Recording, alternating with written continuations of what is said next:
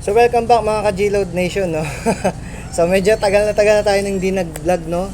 Hindi na rin tayo nakapag-upload ng mga laban. So ipapakita ko yung sa picture dyan sa pag-edit ko na lang, no? Kasi October pa yung last G-Load na ginawa natin, no? October pa ng 2022.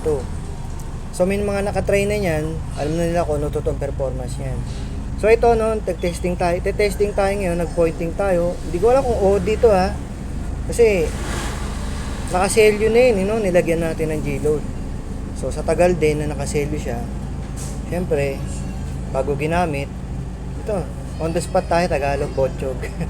So pasalamatan muna natin mga ating mga kaibigan, mga patuloy na naka-like and subscribe. Team Spider, kila Amazing Spider, ng Tala North, kay Alnor Aguirre, yan, Tala North, kay Makusa G-Load sa Novaliches, kay PJ, yan, kay Bro Double J, subscribe yung ating kasama, malupit yan. Nagdalawang beses na nag-champion sa Quiapo yan, si Double J Spider.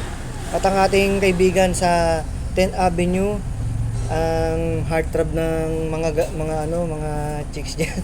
Si Ataw, si Big Day yan. Shoutout sa ating mga kasamahan. At shoutout pala sa ating kaibigan sa Noodle King, kay Boss Don Manny. Salamat palagi sa pagsuporta at sa inyong sarap nung binigay mo sa akin na libre. Salamat. At sa ating number 1 agawad, no, si Kagawad Bulit Malyari, yan. Suportahan natin siya sa pagtakbo niya sa darating na ito na October, no, sa Barangay Galas. So andito na, wag natin patagalin, testingin na natin to. On the spot to mga boss, no. Tingnan natin. Sana DOD. Ay! Mukhang ito magang lang ang pagkarga ko rito, sobrang konting-konti lang. Eh nakita nyo walang heating, ha. Kita nyo naman mga botchog talaga sila. Ito, ayun na. Natin heating to mga to. Mukhang naman maganda yung pagkaka-point ko, pero baka sa susunod na vlog ko mas maganda yung magagawa kong pointing. Ayun na. Ayun, grabe. Uy, nagsalpukan agad, kita nyo naman, ha. Oh, grabe, banatan, umiikot, puk. Oh, grabe, walang heating yan mga boss, walang bumibitaw. Ayun, grabe, hanggang baba. So, para zombie, di tinatablan to mga to. Grabe to mga to, sir, pakita nyo, grabe yung diinan na yun, ha. Nilagyan ko lang konti, isa pa, round 2. Ngayon palang tumaiyan, umitik na yan, ito, durugan na, ay, baka agad.